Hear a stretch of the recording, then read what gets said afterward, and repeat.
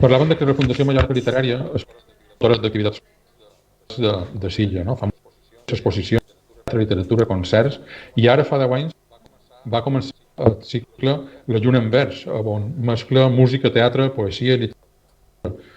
Un cicle que ara se reactiva la pròxima setmana i dura fins al setembre als Jocs de Silla.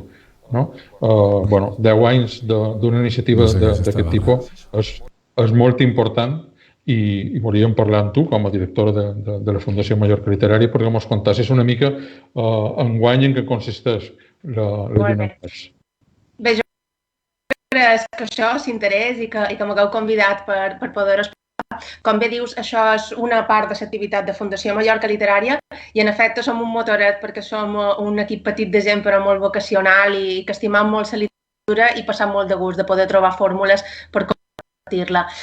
La Lluna en Vers és un cicle que fa 10 anys per d'alguna manera organitzar espectacles que tinguessin un format més idoni pels temps de l'estiu, per les nits a la fresca. A Binissalem, la nostra seu, la Llorenç Villalonga de Binissalem, tenim un jardí meravellós i pensàvem que era un bon espai per això, per poder-hi convocar diverses maneres de llegir la literatura en format espectacle, en format concert, en format recital, on sempre en contacte amb diferents llenguatges artístics. I així va néixer la Lluna en Vers, com un seguit de propostes que habitualment tenen a veure amb teatre, tenen a veure amb recitals poètics o fórmules de concert. I de mica en mica aquesta petita idea, aquest petit cicle que potser al llarg de l'estiu suposava 4 o 5 concerts, va anar creixent. També la Fundació ha anat creixent durant aquests anys.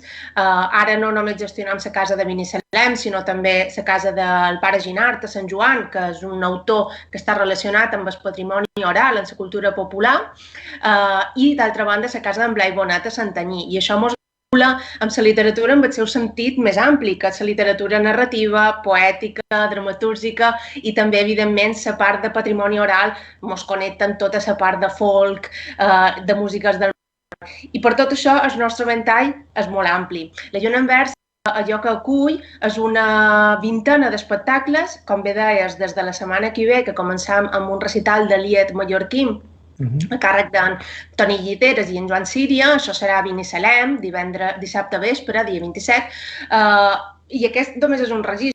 Dins del programa de la Lluna en Vers hi ha rap en llengua catalana d'una autora molt combativa i reivindicativa que és na Joina. El mes d'agost tindrem concerts que vinculen la paraula en la música d'una manera molt especial, com és na Maria Rodés o com és Magalí Saré.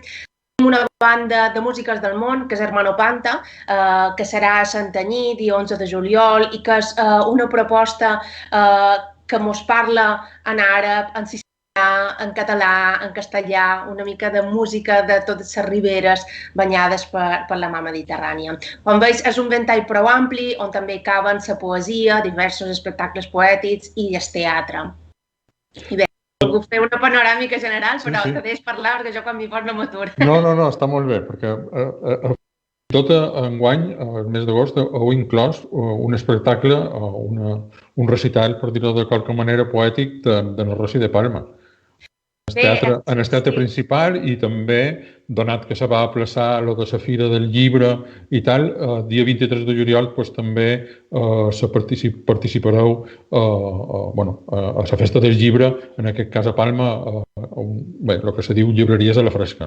Sí, així és. I és veritat que a la Lluna en Vers tenim aquestes 3 seus, Binissalem, Sant Joan i Santanyí, on concentram aquestes activitats setmanals, aquestes propostes literàries i d'espectacles setmanals, però sempre ens ha agradat anar a altres indrets i altres anys han tingut espectacles molt diversos, de Beiba o el poblat teleòtic de Sant Forners a Montuïri, per donar 2 exemples molt diversos.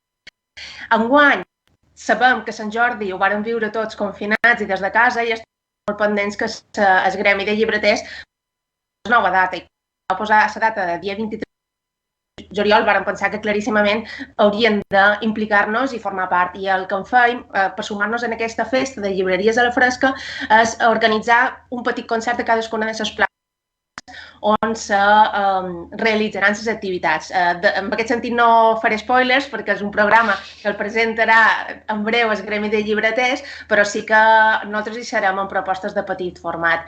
I bé, també anem a Lloret de Vistalegre i també, com deies, la Rossi de Palma, que és una de les sorpreses de l'estiu mallorquí. Aquesta, en realitat, és una proposta que forma part del Festival de Poesia de la Mediterrània, que enguany ha ajornat tota la part presencial, estem duent a terme la feina a través de càpsules digitals, però sí que se va voler mantenir aquest concert que ja estava previst, que l'organitza el Teatre Principal en col·laboració amb el Festival de Poesia de la Mediterrània i que encaixa dins les dates de lo que és la Lluna en Vers. Per tant, per això també donem cobertura i difonem aquest espectacle.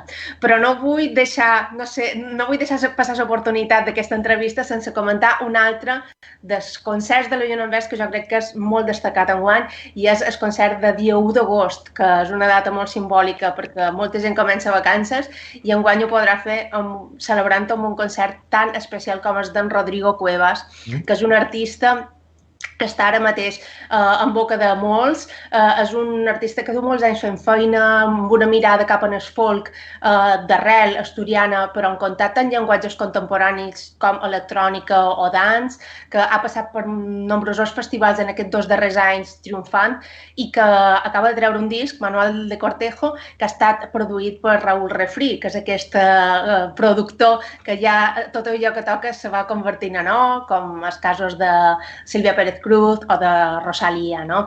És un productor molt experimentat i que amb ell en Rodrigo ha fet una feina que jo crec que és magnífica. I tenien en Rodrigo Cuevas, que és un autor, com deia, de folk, però que té moltes cares, té la cara de showman, té la cara divertida, té la cara de llevar prejudicis sobre la música d'arrel, que jo crec que farà que sigui un concert molt especial de la Lluna en Vers.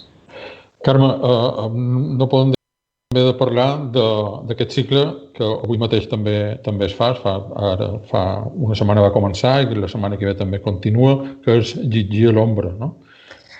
Sí, això ha estat una prèvia de la Lluna en Vers i de fet ens ha servit per anar escalfant motors a nosaltres, a l'equip de treball, perquè després d'aquests mesos de confinament i de fer feina, fer tota la divulgació a través d'activitats virtuals, ens vàrem proposar que el primer que féssim presencial seria la Lluna en Vers. Però és veres que hi havia algunes peticions d'editorials de fer alguna presentació de llibre i vam pensar que estava bé, no?, arrencar amb aquest divendres de Llegir a l'ombra, que ho fèiem en el Jardí de Binissalem. Avui mateix tenim la presentació d'un aplec de 3 textos teatrals de Salvador Oliva.